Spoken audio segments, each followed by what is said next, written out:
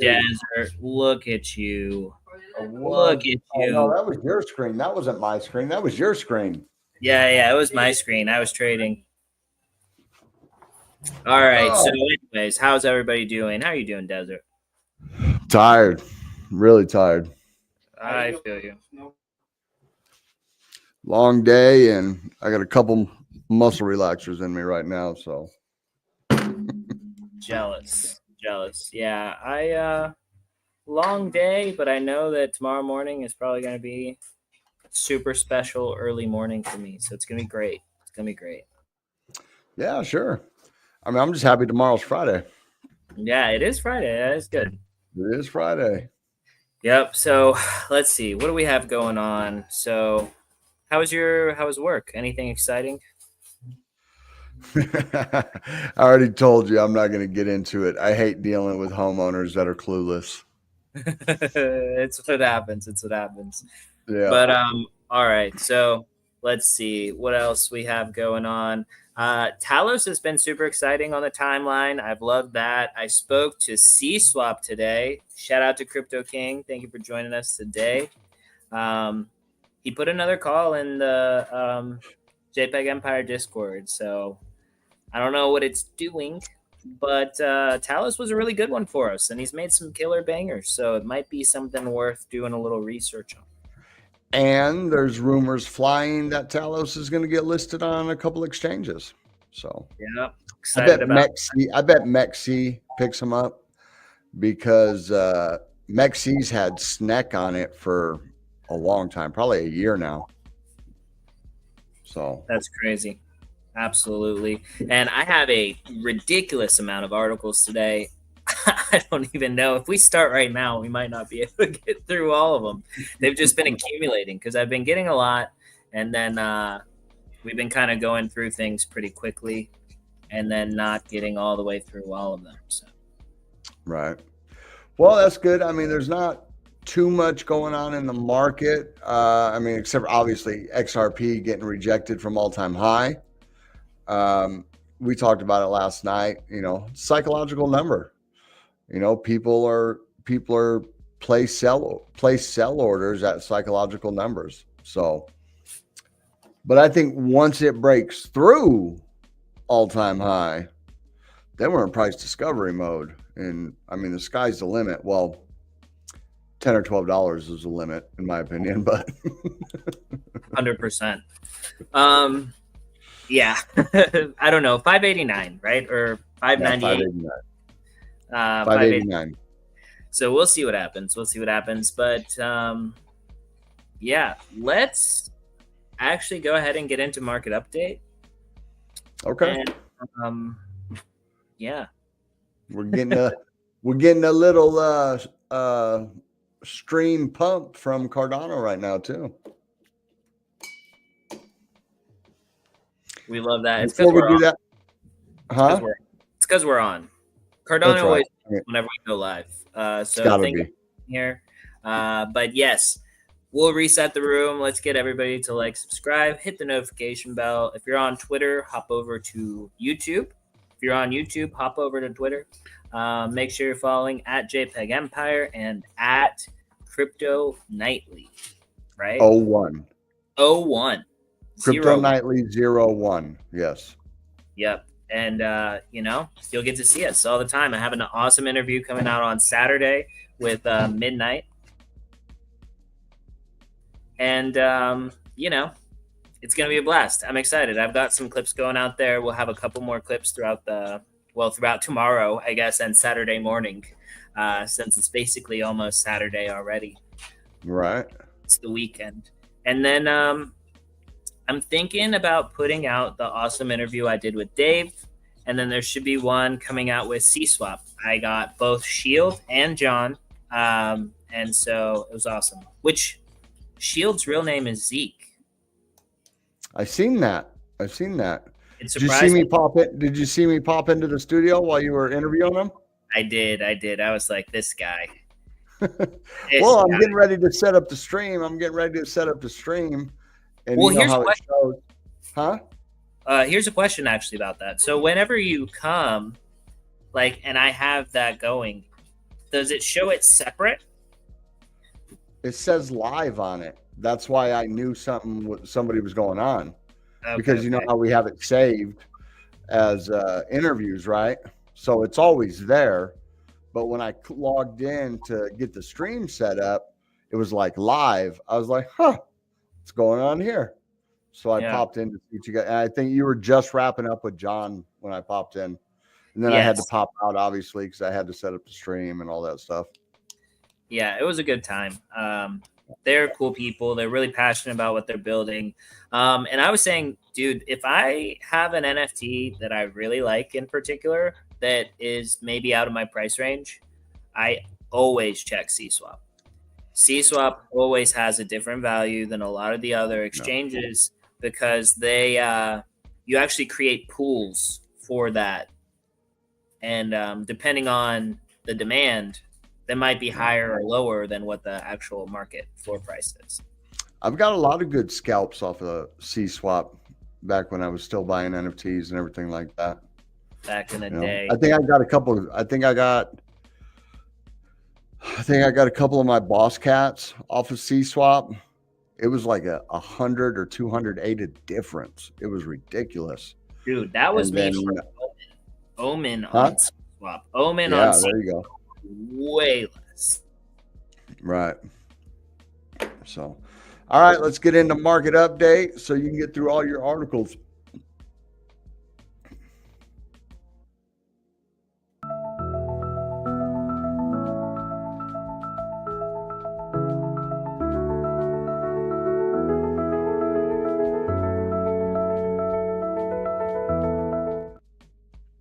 All right, let's get the freshest data.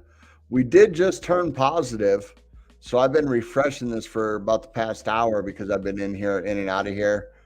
And when I first came in here, it said we were down like 2%. I was like, that's crazy, because a lot of the market pumped, not very much sold off. And then right now we're at up 0.2%. So we're coming in pretty much flat or up 0.2%, coming in at 3.719 trillion. We got 178 billion in volume. Bitcoin dominance took another couple ticks off it, coming in at 54.1. Ethereum holding at 11%, and Gwei is not registering. So we got Bitcoin 101,555, up 1.5%. We got Ethereum coming in at 33.84. Actually, now that I think about it, I think this is the high for the day. I think we only hit 100,800 earlier. So I just noticed that. I think this is the high. Yeah, look, we're up 1% in the last hour. Ethereum coming in at 33.84, down 0.6%. XRP at 329, up 7%. Getting rejected from the all-time high, but it's only a matter of time before we break through. BNB coming in at 715, up 0.4. Solana at 214, up 5.3. Doge at 38.49, up 1.6. Cardano at 111, up 5.2. And SWI, I noticed SWI dropped. Oh, wow. It wasn't 15 when I checked. I was about to say SWI dropped all the way to 15, but it dropped all the way to 16. And it's up 3%. So these other, oh, look at that. Hedera. We have a new contender up here. 23% pump today. Wow. So yeah, Hedera jumped up to the 13th spot. Big move today for Hedera. Let's look at the biggest winners. Well, there you are. Hedera up 23%. EOS up 13.3. Don't buy EOS, guys. I mean, that's not even last cycle. That's the cycle before. And EOS sure as hell ain't XRP. So just saying. I don't even know if it hit an all-time high last cycle. Algorand up 12.2%. Fartcoin up 14%, making it into the top 100. IOTA, once again, that's a 2 cycle ago coin, up 9.3. VeChain up 9.6. Chainlink up 9.2. Lots of gainers. Caspa's been coming back. It was at like 11 cents the other day, up 30% on the 7-day. So let's look at the biggest losers. AI16Z down 12.5%. Virtuals Protocol down 6.3. And this is kind of makes sense to me because these have been pumping so hard while the rest of the market has just been like meandering. And then now you got these coming down, but other altcoins are starting to pump. I think a lot of people are moving profits into layer ones and stuff like that. You got Sonic, formerly FTM, down 5.7, Lido down 4.4, Penguins down 2.3, OKB down 2, and then that's really it. Hyperliquid down 2, Juke down 1.6. Not very many losers, though. Not very many at all. Let's take a look at the market. Oh, nice. I've been looking at this. So this is the move we were talking about on SWE for the past few days. Took a while to get there, but boom, we pretty much we came real close. We hit 505, so off by 2 pennies on the measured move. And you got to remember 507 is actually an all-time high from back here somewhere. I can't scroll back that far on the 7-minute. But SWE looking good. We did, like I said, we got this nice pump up to about 505 earlier today, and then it's been dumping. And now we're getting this nice pump again.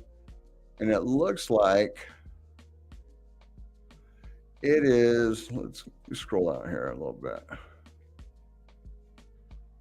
It is testing the bigger trend line on the daily. So this is, I was looking at this earlier. I was looking at some on a macro scale. Let's get that. Let's get rid of Heikinashi. And on the daily, we'll get more data on the 4-hour. On the 4-hour or the daily, whichever one you want to look at, we're in this falling channel right here. Now this move, this overall move, is going to take us up here to about 620 right there. Oops. To about 620. And as you can see, we're lining up right in this falling channel.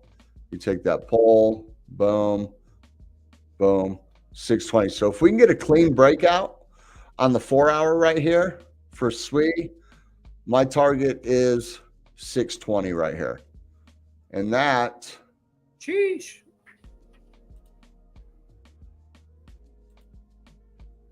it's a 25% move. And I can definitely see it's just been slowly coiling up, going down, while the rest of the altcoins have been pumping the last few days. It's about time for SWE to make a big move. And we all know when SWE decides to make a move, it's going to move. Come down here to Cardano. Wait, I want to remind everybody that I, for months, like 3 or 4 months, was saying, buy SWE under $2. Don't be an idiot like I will. Buy SWE for under $2. And then now our price target is 6. You know what I'm saying? Not that I don't know. And I think you started talking about that when we were at like 77 cents. Because we've been talking about this. I made the SWE video probably 6 months ago now. Yeah. You know, been talking about this for a while. So look, I know what's going on, but I'm not a crypto millionaire yet, right? Because I don't have the liquidity like that yet. Right. But everybody has the opportunity this cycle to make some changes, some big moves. And, dude, this market's going to have a lot of opportunity, but you have to be careful. So got to be locked in. So looking at Cardano, we went over this last night. I said we're testing. We're getting ready to break this 110 is an SR level. And when we break it, this is like how I would set this up, right? The move, we go to 137, and then I split it in half because of the high volume nodes. Well, it broke. I went long. It didn't quite hit my first take profit. It hit about 114. I moved my stop loss in, got stopped out. So I've just been waiting for a re-entry. I did just re-enter again at 110. And I mean, it looks like it's a break. It's a fall back. Now we need to break through again. We've broken through. and we start to print a second candle above, if we go down, there we go. Man, got to do something about that blue on green, right? Purple. Purple. Is that what you want? I don't know. I don't know what that would look like. Well, that's not it. Here we go. No.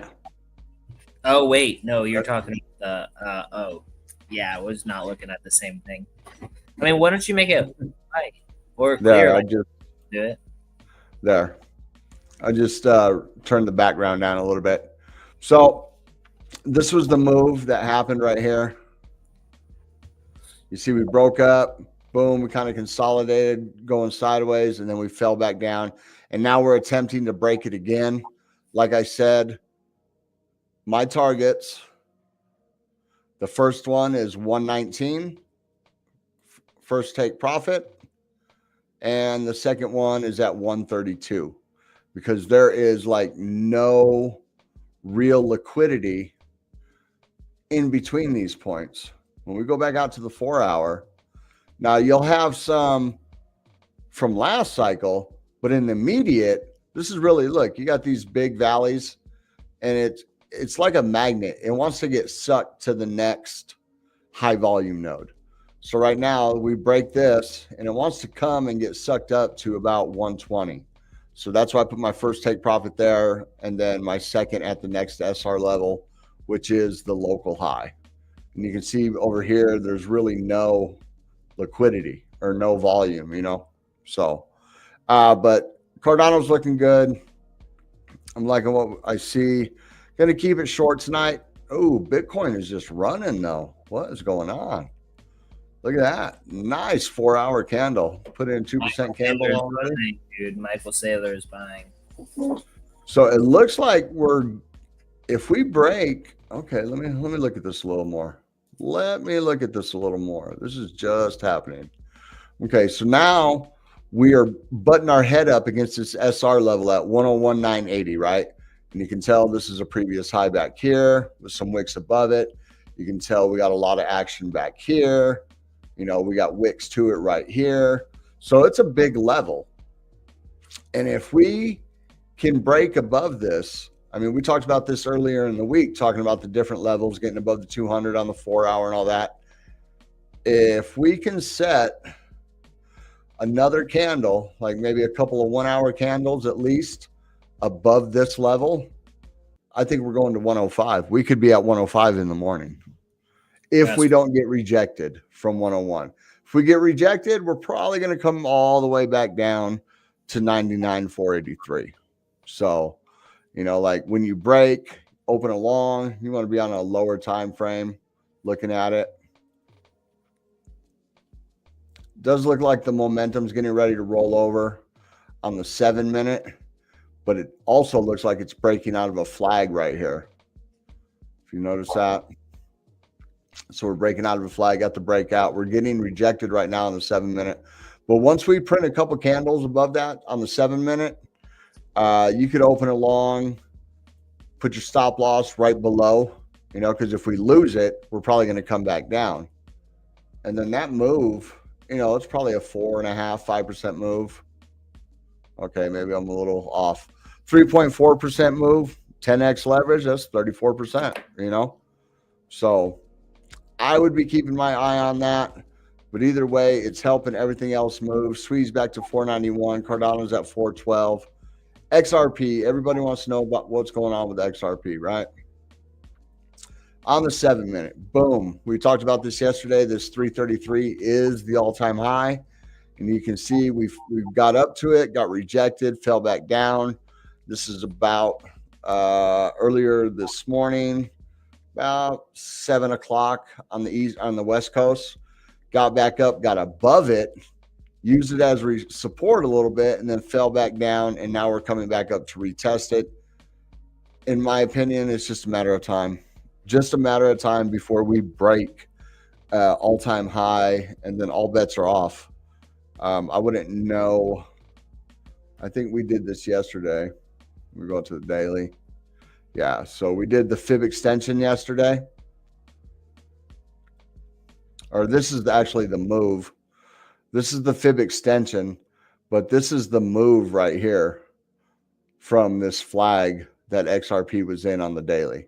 That takes us to 464, taking the fib extension from the low to the last high at the 1618 takes us to about 430. So I would say it's safe to say that we're going to anywhere in between this area right here. So strap on, people. We're getting ready to blast to the moon. But I know it's a little lackluster. I'm sorry, guys. I'm tired. It's been a long day. Are you there, John? You're muted. Are you getting yelled at? Okay. Let's see here. So let's take a look at some other stuff then. Let's see what kind of bookmarks I got while he's dealing with whatever he's got going on over there. Let's look at the bookmarks. All right. Breaking: Coinbase to bring back Bitcoin loans with new DeFi partnership. It has 100 million users. So that's awesome. So if you got some, are you good? Yeah, I'm good. I thought it was you. But then it was me the whole time. What? No, on my screen you disappeared, and it was only me up. Oh no, I was here the whole time. I know. But anyway, I realized that after when you started talking again. I was about to private message you and be like, I can't hear you talking. I see you around on the thing, but yeah. All right. Live TV, people, live TV, technical issues. So that either way, that's where we see the markets going. I will let John get, I'm sure he's got this same story about Coinbase and the Bitcoin loans. Do you got that one? I do. Yes. Yeah. That is one. Yeah. He usually has when I like, oh, I'll bring up my bookmarks, and John's like, well, I got that story. I got that story. I got that story. So I will let him do his thing and let's see what's going on. So this is one of the things that I absolutely loved. So VanEck files for on-chain economy ETF with the SEC. So obviously this is a big deal because this goes beyond a single cryptocurrency, right? This means that we're talking about entire economies and you being able to tap into like the apps and the different businesses that are building on a certain blockchain or cross blockchains, right? So the ETF will invest at least 80% of the assets in companies that are engaged in the digital asset space. So this could be mining companies. This could be literally anything in the on-chain economy that contributes to it. So infrastructural plays like Chainlink, Pith, different stuff like that. I think that this is awesome.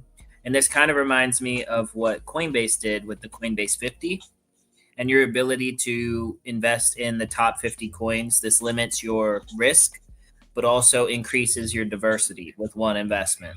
So this is opening up for traditional, like TradFi people, and people that play the stock market will be able to take part in the on-chain economy ETF from VanEck.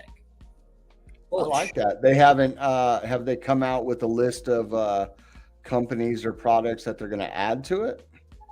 Or is it going to be fluid? I don't know if they have. They don't have it listed here. I will try to do a little bit of research and see if VanEck has it maybe on their side, maybe their portfolio, or there might be some. Sometimes you can find like drafts of proposals where it will have those things that they're looking at listed. So I'm going to try to find that for sure. Speaking of VanEck, didn't they mention like Fartcoin today on like see it? I don't know. I've seen some talking about how VanEck and not VanEck. My bad. Franklin Templeton. Oh, was it? No, I think it was Fartcoin. I think they mentioned Fartcoin on CNBC or something like that. That's so crazy. I was gonna say I reposted Crypto Lifer, and he made a little clip with his wife. Oh yeah, showing her his the tokens he's invested in, and he invested right. like I don't know tens of thousands in Bitcoin, and he was Right. into his wife, and she was like, "I can't believe this is what you do here," and he was like, "We're gonna be rich. Don't worry about it," and it was funny. It sounds like a Yeah. lot. It sounds like a lot of people in this space for sure. Right. Yeah, but he already is rich. Yeah. Of course. Well, I mean, like, okay, so I'm not going to say any names in particular, but there was a certain person that you and I talked to and were in close proximity with on multiple different occasions. And he made this comment like, well, like, you don't know how much somebody's trading, right? So, like, for them, it could be a lot of money, like, and then they talked about, like, their average trade is like 60 grand. I was just like, man, for some reason, Right. that wasn't what I thought you were gonna say. I thought you was like, some people are trading with like only like 25 grand, and not like 60. Like my average trade, 60, and it was something like that. And I was just like thinking, like, damn, if my trade is $1,000, that would be like a really big trade for me. Like, I don't know. Well, when you get to that level, I don't want to say that those people are out of touch, but it just becomes you just don't think about it. It's like if you were talking a crypto face. You know Right. what I mean? Like his average trade is like several millions of dollars because he's trying to make chump change. He's trying to make a year's salary in 4 times a month on 4 different trades. Right. You know? But everybody, he made a lot of small trades to now be able to trade big. Well, yeah. And here's actually something for everybody, which is interesting. So I'm gonna get the numbers wrong, okay? But basically, Apple, right? It took Apple like 10 years to 10x their market cap of Apple, and I believe it was like under Tim Cook, right? Could be wrong, so don't quote me on this. But no, it's probably under Jobs. Steve Jobs. Okay, there we go. Under Jobs. So the thing is that 10x took them to like the $2 trillion market cap valuation of the company. And really, what that increase was equivalent to like 28% growth a year for like compounding growth over 10 years. So if you think about it, if you were able to make a bunch of small trades and make 28% of whatever is your net worth, you would be able to 10x over 10 years, right? Right. In the same way. But yeah, I thought it was well, Warren Buffett made his money the same way. Yeah. Buying and holding. And I tell people in the trading group, and I tell people all the time, like, if you're trading with $1,000, that's it, just $1,000, and you make 3% or $30 a day trading, that's $900 a month. And that's not even compounding. You know what I mean? So you only have to make 3% a day trading to get 90%. If you were trading with $2,000 and you made 3%, that would be $60 times 30 days. That's 1,800. So just making 3% a day gets you a 90% return on your investment. And that's non-compounding. You know what I mean? So like if you're compounding it, it's going to make even more. So 1,000 turns into 1,030, and then 3% of that is going to be higher than 30, and then that's going to turn into 1,060, and then 3% of that's going to be high. You know what I mean? Yeah. So do not need crazy leverage to make money. You do not. Sometimes it helps, but sometimes it does the opposite of help. Yeah, for sure. All right. Sorry. Sidetracked, kind of. Doing a million things at the same time, of course.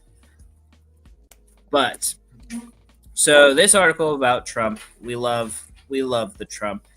We love what he's doing for crypto. It's pretty great. Fantastic. But Trump shakes up SEC. The new leader pushes cryptocurrencies. I actually saw this guy talking And it was probably one of the most bullish things I've heard in a long time. But Paul Adkins to lead SEC with pro-crypto policies, a shift towards favorable regulation to digital assets, and review of lawsuits against crypto companies. Cases not involving fraud will be suspended, marking an unprecedented approach. Transparency and fraud in cryptocurrencies, the SEC will balance innovation and accountability in the crypto sector. So those are the main takeaways. I actually think that I have the video of this guy talking at the SEC on Twitter bookmark. So we'll hope for that, and I'll check back in with that later. But this is a positive direction. And the thing that we knew about Gary Gensler is that he was filing all of this, it was an enforcement by, was it enforcement by, what is the term? Anyways, regulation by enforcement. Regulation by enforcement, yeah. Something like that. He was attacking a lot of these crypto companies, and there weren't usually any reason, or the reasons were so vague that the people didn't even know what they were actually in trouble for. And that's the thing that the SEC has been doing, is that they have been filing suits and attacking crypto companies with real employees and real people without telling them what they did wrong. So imagine it's like getting pulled over and you ask the cop what you did and he doesn't tell you. And he says, well, it's because of the Howey test. You failed the Howey test. And you're like, how does driving my car have to do with the Howey test, right? And they're like, well, see, orange groves, right? So that's basically what's been going on. Pretty crazy. But now that we're going to see an end to that and suspension of cases not involving fraud, I think that is huge and really going to give a lot of space for crypto companies to grow and create positive legislation going forward. So what happens? Okay. It's January 21st. Trump was inaugurated yesterday. His cabinet takes their jobs the following day. And Atkins storms into the SEC, suspend all cases. Anything with no fraud, drop it. And XRP goes to the moon. Yeah, we'll see 586 immediately. 589, bro. 589. Dude, I don't know. I think it's crazy. I don't even believe it. What's up, Jaleesa? Big shout out to Jaleesa. What's up, Jaleesa? Yep. All right. So that was that. We're excited. We talked about the law firm saying, I'm going to just glaze over this. We talked about this yesterday. But law firm says it's pursuing potential legal action against Pump.Fund. I thought that this was like a no-brainer, that this would eventually happen. But Pump Fund has a lot of money, like Aaron pointed out, and they do have a lot of disclaimers. So he believes that this is going to amount to nothing. And I can see that rationale. But I feel like, to me, Pump.Fund is just like it's a lot of sketchiness, right? But they do have a lot of disclaimers, a whole lot. Right. So I don't know.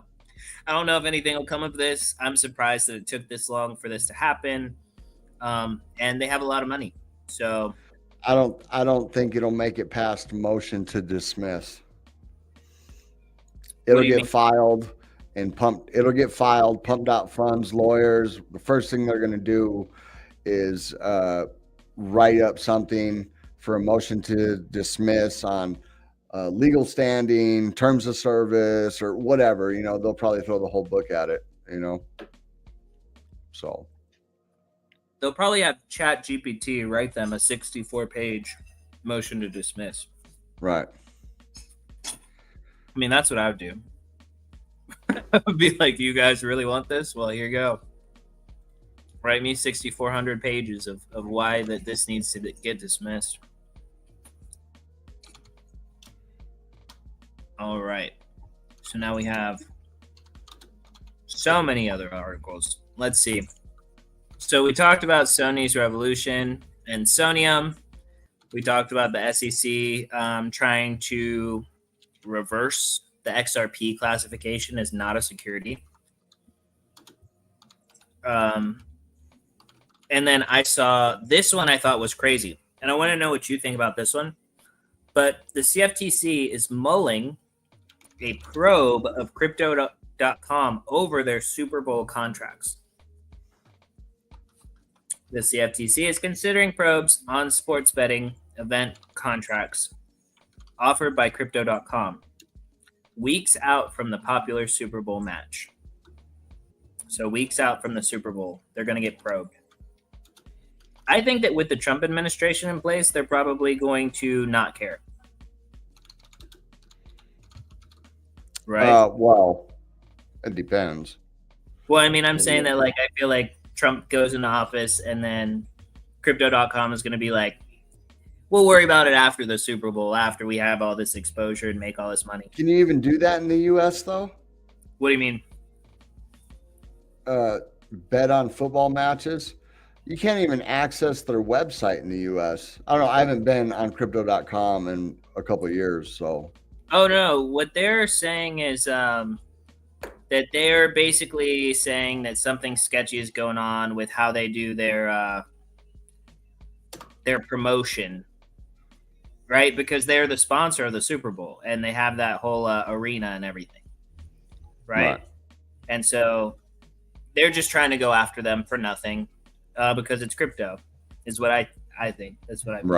Right. But I think that now that Trump's in office, they're probably going to be like, hey, everybody, like inner office memo. They're going to be like, don't worry about it until after the Super Bowl. Then we'll take it seriously, you know? Trump's in office. Things will be all right. Can you believe I have so many tabs that they're slow to open? I thought this was pretty crazy. Experts see Bitcoin dipping to 50K while bullish momentum persists. Well, I would say that that's a oxymoron statement. It dips to 50K and it's bullish. Yeah. Right? Well, you get more people to get onboarded, right? You get more people to get in. Price can go higher. That's what everybody says, when it's a meme coin, but Bitcoin is too big. It says after rocketing up to highs of 108,000 in December 2024, Bitcoin has now fallen to about 96,000. This has led to renewed debate among analysts as to what this means for leading cryptocurrency. Okay, so these people are basically saying they don't know anything. It says 50,000, the worst case scenario.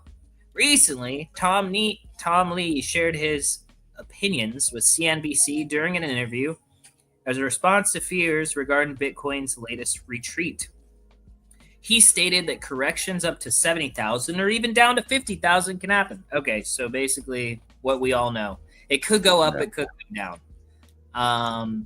And then Lee predicted the price of Bitcoin might reach 200 to 250,000 by the end of 2025, which is around where I think the line lines up to. Isn't that close? Wasn't it like 236 something? On what line? You talking about the high, the fuel multiplier or something like that? Yeah, I'm sure something lines up to it. Yeah, but these people, they don't know what they're talking about. Yeah, it could go up, it could go down. To be honest, let's see.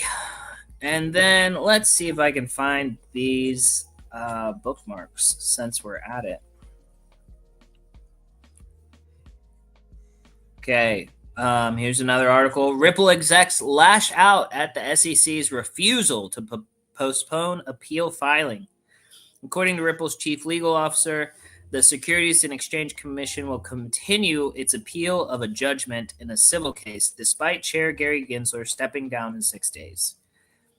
Though party leadership of the U.S. Securities Exchange Commission will change hands on January 20, the regulator appeared to be moving forward with its current lineup of enforcement cases in court. In January 14 ex post, Ripple Chief Legal Officer Stuart Alderoty said Alderoty, like Maserati, but with an ow at the beginning. Right. said the SEC would not be postponing its filing of the brief as part of the commission's appeal of a judgment against the blockchain firm. In August, a judge found Ripple liable for $125 million as part of the SEC's case, alleging the firm used XRP as an unregistered security to raise funds. What a waste of time and taxpayers' dollars. Nevertheless, we're confident in our position on appeal and look forward to working with new SEC leadership to resolve the matter. This is actually probably bullish for Ripple. Once the administration changes and they go in there to the negotiation table, I'm willing to bet that they're going to save at least $100 million there. To be honest, It's possible. Definitely possible. Yep. And so let's see. This is exciting. CryptoPunk's NFT floor price spikes 13% on rumors of IP sale. Yuga Labs hasn't confirmed or denied rumors that it's selling the IP rights to CryptoPunks, the world's most valuable NFT collection. But the floor price of the CryptoPunks non-fungible token collectibles increased 13% in 3 hours on rumors that the owners, Yuga Labs, might be in the process of selling CryptoPunks intellectual property. The rumor came from Whale.Morka, a researcher at NFT firm Mizuki, who cited several sources close to the matter. He didn't disclose who the buyer would be. However, he said it isn't a Web2 brand, nor is it an existing NFT company such as Pudgy Penguins, Azukis, or Doodles. Fascinating. But here is his tweet. From what I heard, the plan of the potential new owners is to leave the IP untouched. Thoughts? So, there we go. Here's that spike in price. What is that? 41 ETH, I guess. 41 ETH. Wow. Still pretty crazy. It's a lot of money for one NFT. But, Right? what do I know? I'm just an idiot, I didn't invest in the right ones at the right time. So let's see. Trump plans executive order making crypto a national priority. I think this is exciting. I love this. And the crypto ball is going to be exciting.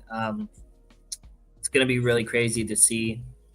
And I don't know what the actual outcome of this is going to be, but there's a lot of optimism in the crypto circles that this is going to happen. I think taxes being lowered or capital gains taxes being taken off crypto in the US would be a massive way of bringing people over here. A lot of companies have moved to El Salvador for such lenient taxes on crypto. And I think that the UAE has been doing this. A lot of these big players have been doing this. And so I think that America, if it's going to be the place where blockchain happens, it's going to be awesome. It's going to be awesome. Rather it be here than anywhere else. Yep. And then your favorite, Sam Altman, OpenAI adds BlackRock's Adebayo. I'm not even going to try this. So OpenAI adds BlackRock's guy to the board as an AI infrastructure push intensifies. I just want to bring this up because obviously there's a lot of intermingling with these huge companies. And I can't remember what the guy's name is. Ian Carroll. You follow Ian Carroll? Yep. Yeah, Ian Carroll went on this big thing about how all the big companies own all the companies and all the companies are owned by each other, so nobody knows the owner. Right. Yeah, crazy. So OpenAI, BlackRock, they're in bed together. It's like Vanguard and BlackRock. And Fidelity. Vanguard is the biggest owner of BlackRock. Yep. Yeah. Yep. And BlackRock might be one of the biggest owners of Fidelity.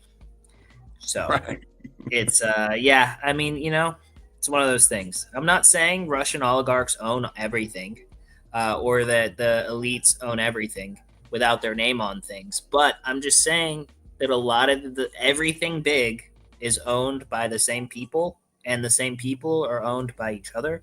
So everybody makes money. But let's see. Oh my goodness.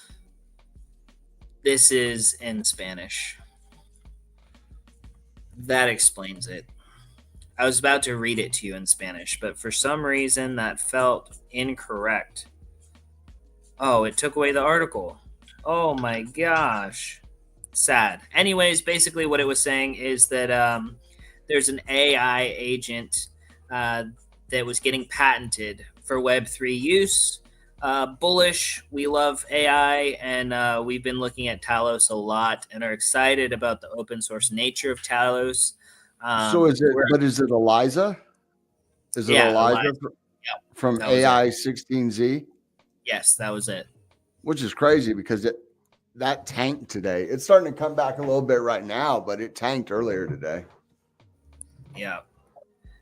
And then here's more of people attacking people for fun, but the SEC sues Elon Musk claiming disclosure failures with Twitter stock. So he hasn't disclosed what he's done with the Twitter stock enough, and so they're trying to charge him. Said timely disclosed that he owns over 5% of Twitter stock in early 2022. So they're saying that he disclosed late.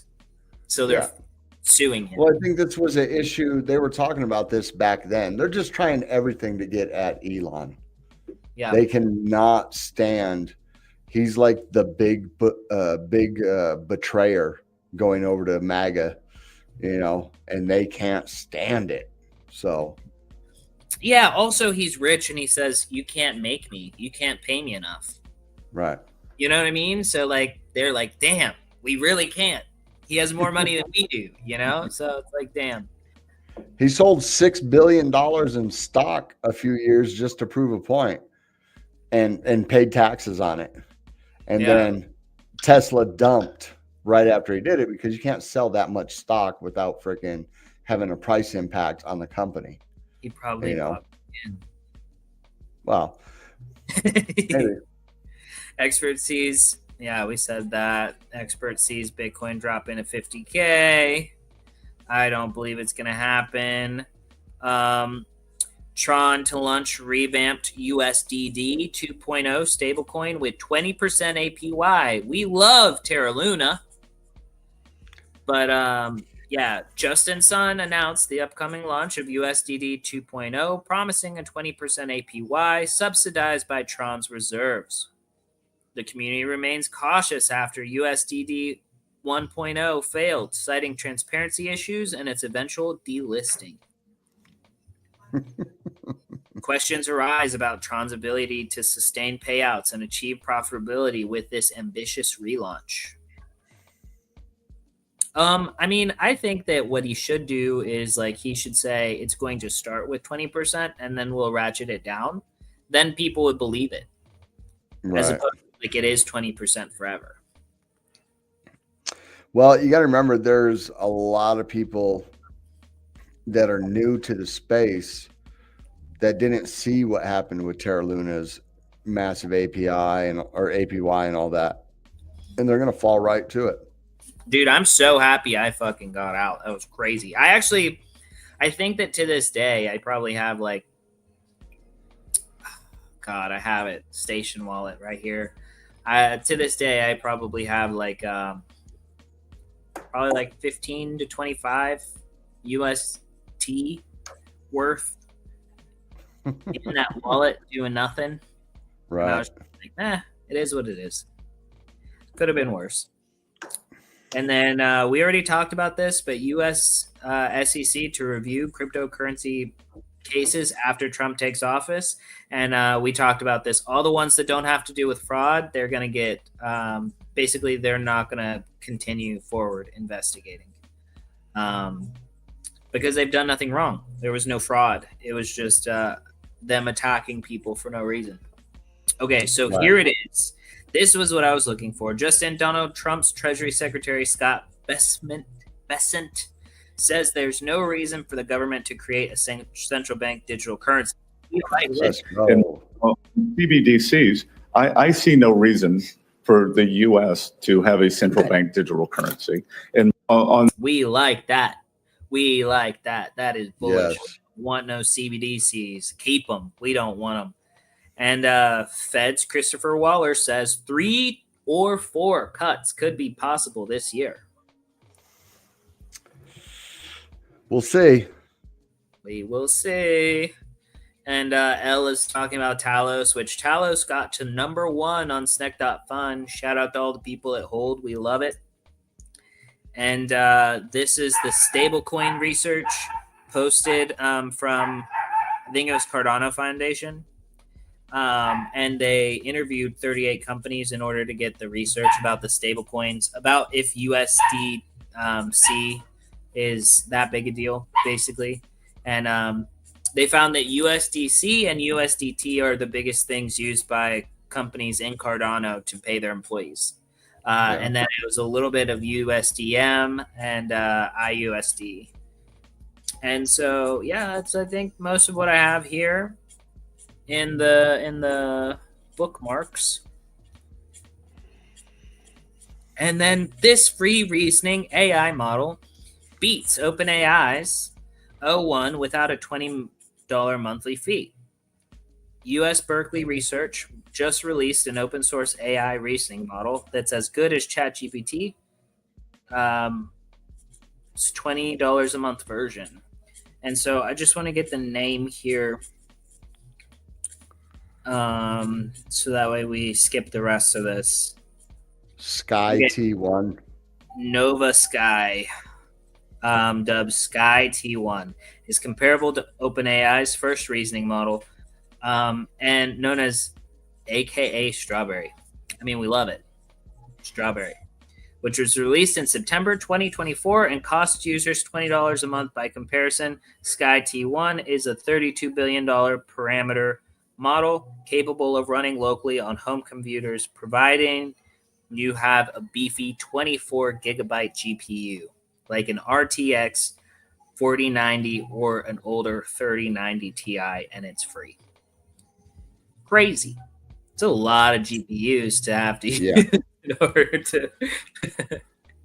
But yeah, I mean, it would be crazy. I wonder what would happen. Like what people could possibly do. Like if you purchase the NVIDIA AI chip that's big, and then you ran that, like how many potential different things could you possibly have done at the same time? You know what I mean? Like, I don't know. Like, I couldn't imagine a regular person would use it for, but I'm sure that there is a lot of cool stuff that you could use it for. Crazy. So then the last one that we'll go into is arbitrary and capricious strikes again. So despite the court not forcing SEC rulemaking at this time, Coinbase execs count the latest opinion as another victory. A federal appeals court took on elements of the SEC versus Coinbase legal battle yesterday, but will need a bit more time to determine the decision's exact impact.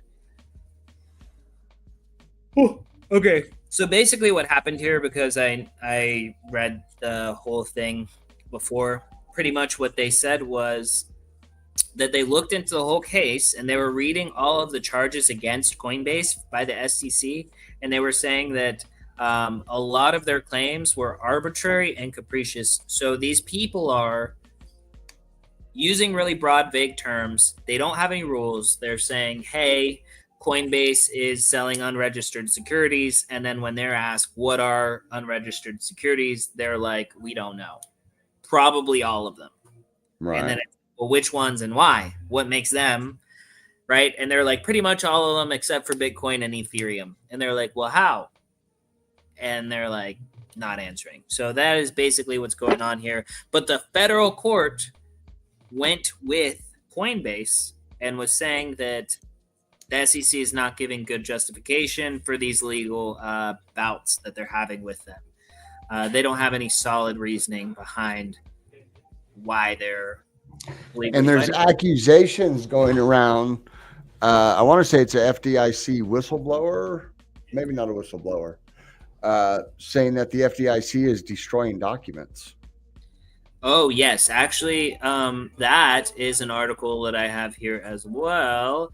And it was, what's her name? Loomis, Cynthia Loomis. Yeah. Oh my gosh, Yeah. I literally have so much. So first, real quick, Phantom Crypto Wallet raises 150 million in a Series C fundraise at a $3 billion valuation. This is huge. This means crypto's back. VCs are spending big money on stuff in our ecosystems again. So if you're fundraising, you're lucky. This is good for you. Good time for it. And then here was what we were talking about. Senator Loomis claims FDIC destroyed Operation Choke Point 2.0 documents. You must ensure your staff cease and desist with destruction of all materials and end retaliatory actions immediately, Loomis wrote. And then so she sent a letter to the Federal Deposit Insurance Corporation claiming that whistleblowers informed her that the agency allegedly destroyed documents related to Operation Choke Point 2.0. Loomis instructed the government agency to cease the destruction of documents and preserve all records related to digital asset activities, including the supervision of Signature Bank and the liquidation of Silvergate Bank. The senator warned the FDIC. If it is uncovered that you or any staff have knowingly destroyed materials or sought to obstruct the oversight functions of the Senate, I will make swift criminal referrals to the U.S. Department of Justice. And then here's her letter. Yeah, a lot of stuff there. But crypto founder. The whole thing with scroll back up. What was it? Silverbank? Yes, that was so sketchy. Silverbank, yeah. and Signature Bank, they basically shut down these banks for no reason because they're related to crypto, and they force sold them at an 80% discount to bigger banks like JP Morgan Chase. And one of those banks, I want to say it's Silvergate Bank, they were like custodians for these crypto exchanges. Yes. And that was one of the main reasons that they didn't say that was the reason. They said it was whatever they said it was, but that was like the main thing, trying to hurt the exchanges. Yeah. They were trying to make them illiquid so they would have a problem. And then they could say, oh, look at them. This is why this isn't safe. We got to shut this down. But unfortunately, it didn't work. Right. Yeah. But so that's what I got for you guys. There's a ton of articles today. That is a lot of articles. Well, it's about that time, everybody. Do us a favor. If you're watching, hit that like button, subscribe, hit that notification bell, share it with a friend. We go live Monday through Friday, 6 p.m. PST. And it's about that time to wrap it up. Yeah, I have had a very long day, so I might go buy a 6-pack and drink all of it. I think I'm going to go eat dinner, smoke some weed, and crash. I'm freaking exhausted. And I got a long day tomorrow, too. Yep. All right. Thank you, everybody, for joining us. It has been a blast. We will see you tomorrow night, 6 p.m. PST, Monday through Friday. Peace.